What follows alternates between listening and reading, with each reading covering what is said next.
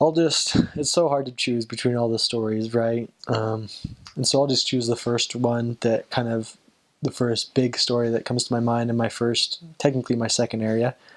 Um, so the work there had been really slow, partially because my trainer was on his tour throughout his concert tour throughout the country, so no one was in the area, and so it was just kind of sitting for a while with nothing going on. So when we went in, it was like starting new almost, And so we were trying to find a way to get it going, get the ball rolling, and he had this idea where, I don't know if he had thought of it before or where he'd got it, but he had one of the members write her testimony on, a piece of paper, and pretty much, shared her testimony. It also said, there's going to be two, representatives from my church who are going to be coming around in the next 3 days, giving out a free Book of Mormon if you'll accept it. And they'd like to, share a short message about it, for 15, 20 minutes, however long you have.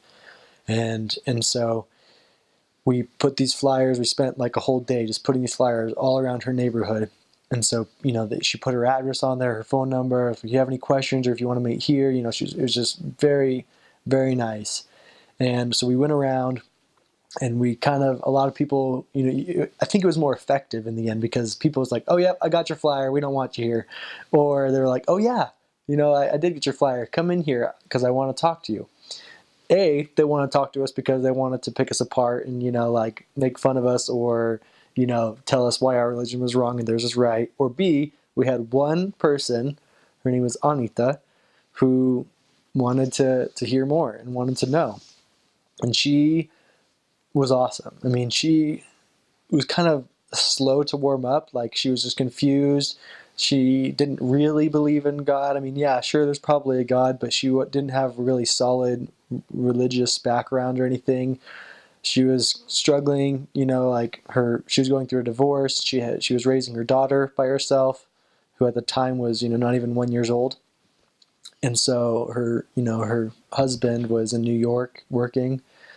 And so she was kind of like hesitant, to let these strangers in her home and talk about this strange subject that she's never really dealt with, but she was just interested, why we would do such a thing, And we couldn't schedule an appointment with her. We'd call her, and she kept on saying that she'd want to meet, but it was so hard to set up a time that would work, and she didn't come to church. And so one Sunday we're just like, let's just make some brownies, and very American and very chocolatey. It's like probably too sweet for Hungarians, but the thought that counts. And we took it to her, and like as soon as we did, she's like, oh yeah, come in right now, thank you so much. And then like we set up an appointment after that. She got off smoking, and she read the whole Book of Mormon, I think twice before her baptism. And I remember the changing points in her conversion was when she was reading, when Nephi was talking about what a horrible person he is, Nephi. And then she's just like, yeah, I need to pray like that, and she like just kind of like went through the repentance process, and just prayed and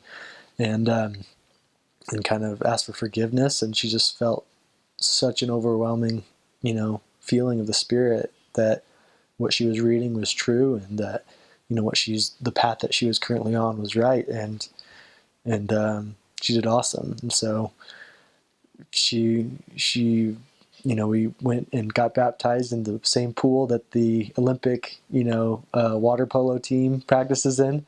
I got famous for that too. In Hungary, they don't really have baptismal fonts. You get married in a pool or in a river or wherever you can.